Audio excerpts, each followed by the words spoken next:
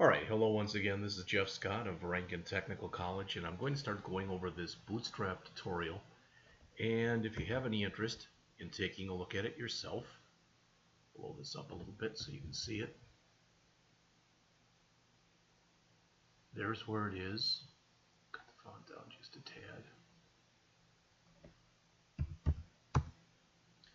Okay, so if you're interested, it's at http://www.quackit.com/bootstrap/bootstrap_4/tutorial/. And I don't know, maybe you've at some time in your life, for example, you've gone to a movie and a friend asks you when you get back, was it good? And you're like, parts of it were good and parts of it were bad, whatever. It's kind of how this tutorial is. It is very well done. Some of it is very strong and some of it's not. So it starts out strong, it gets a little weak, and we will also not just go through the tutorial, but we'll also go through the Bootstrap 4 examples, and there are many of them. Okay, so let's jump back to the tutorial. And there are 32 lessons if I count it right in here, and I plan on going through about 4 at a time. So I'll do 4, that'll be one lecture, another 4, etc. A couple of them are a little longer, so I might end up having to switch that around a little bit. So what is Bootstrap? Well, again, I don't want to read to you, but as mentioned there, it's free and it's open source. All right, it's very popular. It's not quite drag and drop, but once you start to learn how to use the Bootstrap class structure and you start to understand everything that's available to you and for you, it's kind of fun, for lack of better words. All right, the big thing though is it's responsive, and that's what they're talking about in here. Bootstrap, unlike a lot of software products that can be used to create websites, is mobile first. They claim here, one framework, every device. So in other words, you can write things for anything from a mobile phone to a desktop to anything bigger you have, and anything in between those. Again, it's mobile first. That means that it's been primarily designed for mobile devices. By thinking of mobile first, typically mobile is the hardest one to get and get right. So by doing a mobile first type of an idea, all right, it's much easier to scale up as opposed to starting big and scaling down. Bootstrap contains a lot of components, and that's what this particular tutorial series is about. All right, you can read those yourselves. As mentioned there, in most cases, you can make use of the components simply by using the appropriate class name, or as often will be, names, plural. Advantages of Bootstrap: it can speed up development time. You can create high quality, consistent looking websites that should look virtually the same across different browsers, different platforms, different devices. All right. Adding Bootstrap, they say there, to your bag of tricks can help you in many ways, from building websites faster to landing your dream job. All right. Bootstrap has its own set of styles, but still they're easy to override. So, who's using Bootstrap? I mean, they give you some examples here, but these, they're not piddly little places.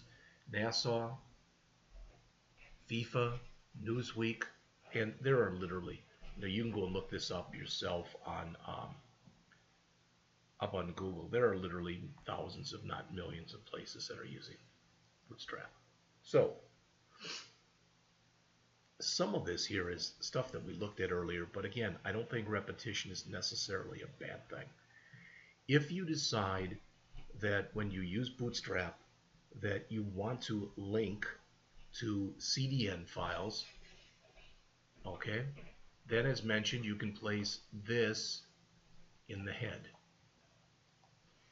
And I've already got it in there. I really do. My stuff is in here, but I'm going to create a new document and put, oh, in fact, there it is. But let's get rid of it. We'll bring it back again. All right, So here's the first one. This is the one, again, that you place in the head of your document. All right, this is the link to the style sheet. And the key thing, as we take a quick look here, and I'll make this a little smaller, there. https://maxcdn.bootstrap/4.0.0-alpha.6/css/bootstrap.min.css. And one of the key things is this is the latest version of Bootstrap. All right, it's the one that when you go out to the alpha 4, Bootstrap, getbootstrap.com, that's the one that you come up with. So this file should go in the head section of your document. All right.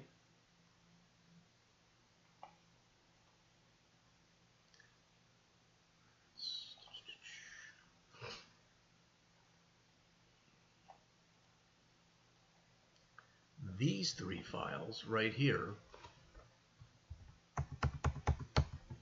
these three should go into the body of your document. So again, this goes in the head section, and I'm not writing real code here. This goes in the body section. Okay? And the reason that you typically do it like that, you put these three files in the body section, and they should be in that order, is the head loads before the body. So by putting them in the body, if your code attempts to access anything that's in the head section, you can be fairly confident that it's been loaded, even complex graphics. All right, and this is jQuery, this is Tether, and this is Bootstrap min CSS. Remember, this was Bootstrap min, this is Bootstrap min CSS. This is Bootstrap min JS. So this is the CSS for Bootstrap. That's the JavaScript for Bootstrap. Now, I'm going to do something, just for no other reason, for my own amusement. And I'm going to come out here, and I don't like to waste time, so hopefully I'm not. Why add the tether.js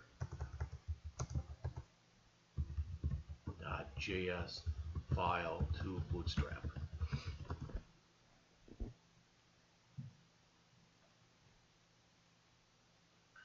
Bootstrap 4 requires tether. It says created a new project and got this error. JavaScript runtime error.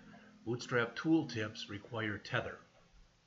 And it says there Bootstrap 4 requires tether. Now I'm not sure if it totally requires tether, but there's a lot of things that you may want to use in Bootstrap that do require tether.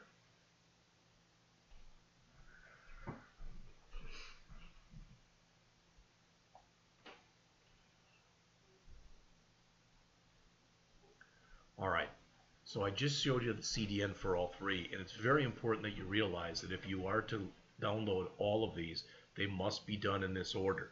jQuery first, because tether depends on some stuff that's in jQuery, and bootstrap.min.js needs tether, and it also needs some of the stuff if you're going to use the JavaScript components that are in jQuery. All right.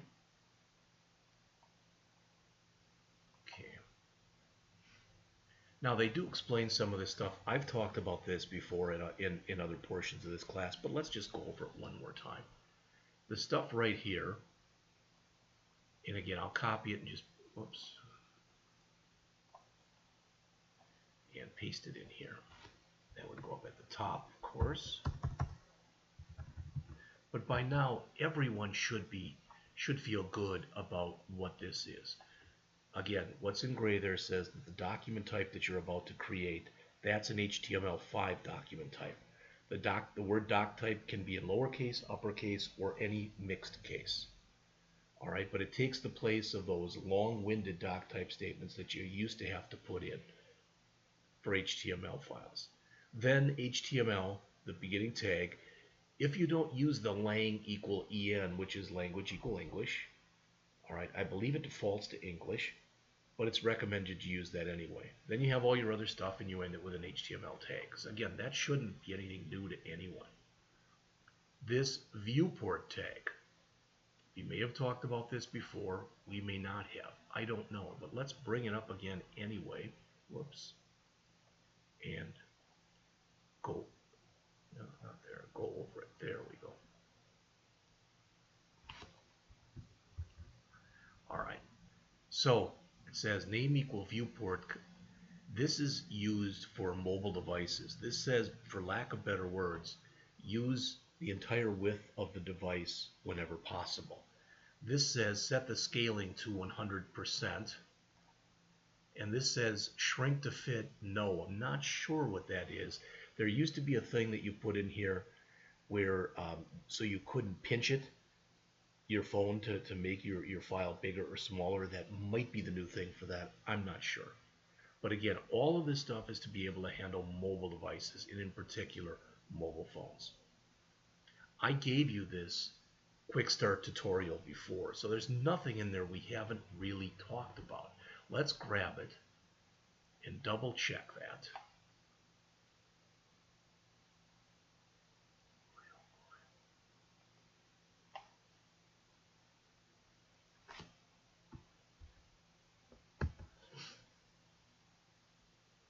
And I'll just make myself some room here and paste the whole thing in from the top. All right. So we mentioned the doc type already. We mentioned the HTML tag already. All right. Inside of your head tag, so in between here, we've got what? Our title tag, our meta tag, which says that the character set we're using is UTF-8, which basically means we're using Unicode. The viewport, which I just mentioned to you, and your style sheet, all right, which is your bootstrap.min.css style sheet. All right, remember, then comes your body, and everything you do should go inside of a div with class equal container. And at the bottom, you put in the 3 files that we just mentioned, those being jQuery, tether, and bootstrap.min.js. All right? That's pretty much it for that first part, so let's move on to containers.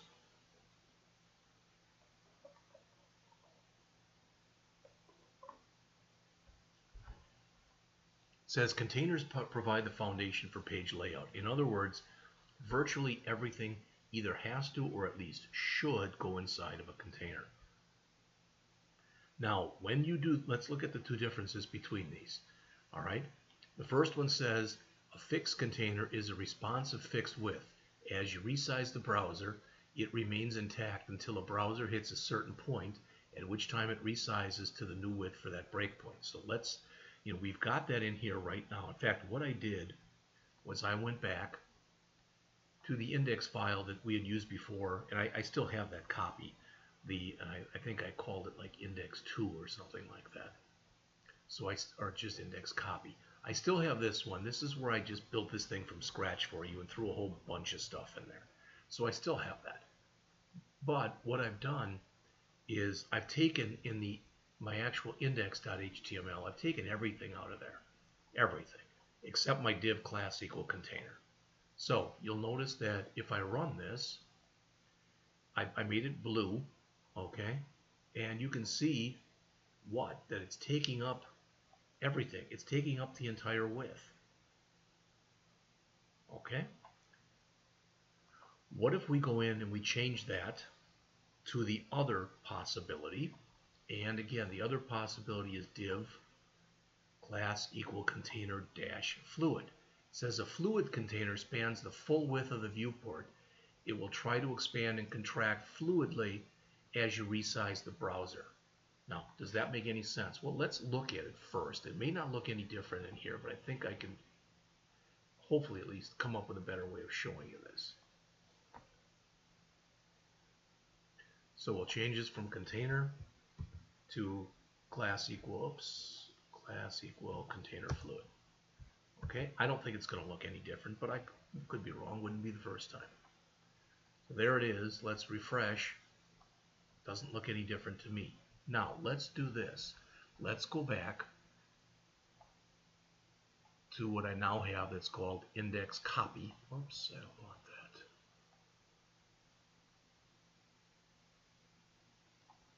This thing right here that's got all of that. All right, you can see that I've got borders over here, and you can also see that we looked at this before, that as I make this smaller, it automatically adjusts. And there's nothing special I had to do to make this happen. All right, it's built into the software. Now, if I go back and I change this from container to class equal container fluid, that's the only change I made. All right, you see what it looks like. Let's refresh. Did you notice how it expanded? And it's now virtually taking up the entire screen length. All right, so fluid takes as much room, it's as greedy as it can possibly be, for lack of better words.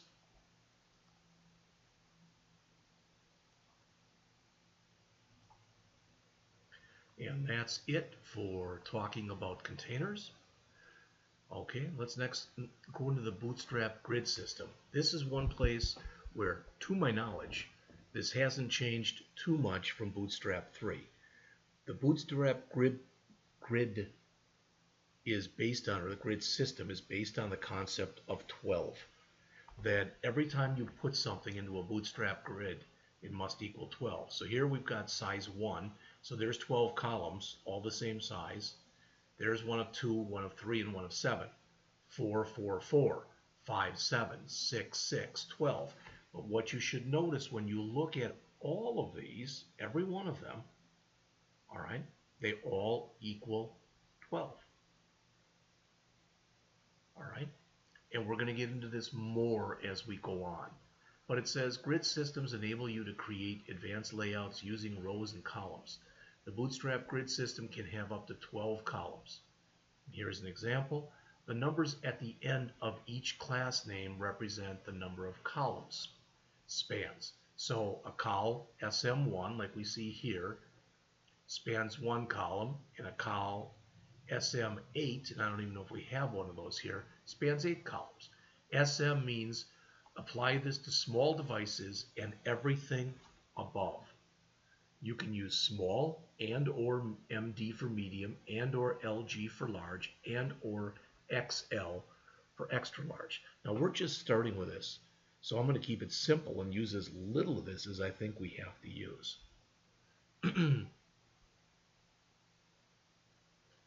All right. Then they talk about stacking horizontal. Again, I'm not going to hit on that for right now. If you want to know more about this, take a look at the chart here.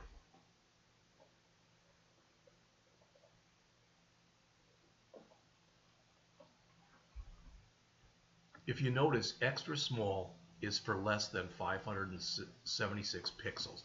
That would typically be for any kind of cell phone. All right, any kind of mobile phone. Greater than this, so if you talk like between 576 and 768, for example, that would probably be pretty much the size, a typical size for tablets. And it goes on from there. Now, it's always going to differ depending on the screen resolution, how you've got your system set up, etc. Things to remember, they say here with grids. Grids should be placed within a container. Again, either a container or a container fluid. All right. Also, the grid system should be inside of a div where the ID is row. Or in fact, each one really should be. Okay. Columns, notice, contain padding, but you can change the default values if you need to, want to, whatever. Can you have more than 12 columns in a row? If you do place more than 12 columns in a row, it wraps to a new line. Okay? It says, so for example, if you have a 10 and a 3, the whole 3 will wrap to the new line, not just 2 of the 3. You don't have to use all 12 columns. You can use any number up to 12.